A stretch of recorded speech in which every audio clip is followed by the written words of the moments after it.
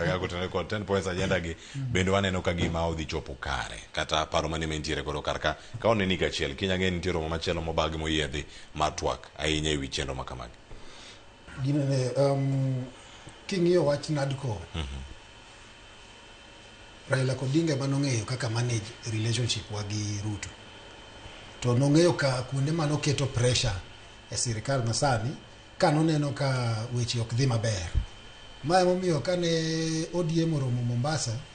to Winnie nowacho ni relationship no en complicated manyaka gimany ng'ama nyalo manage relationship no maber. Sani korka waneno ratiro manotemo nyiso party mondo lu nikech sani NADCO ni gi 10 point agenda ni bedo mana mention ka pressure moro biro matin to mana Sifuna gi Babu Owino gi ne makelo pressure ni koro tingini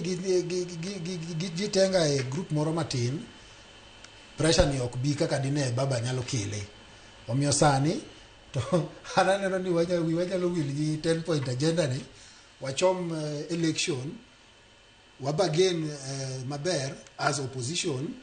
to make sure ni government mabiro next bedo government ma united opposition kata current government then government mong'eyo ni this 10 point agenda no ken mar ODM kende 10 point agenda ni ema nomiyo yudhe no dhi e pap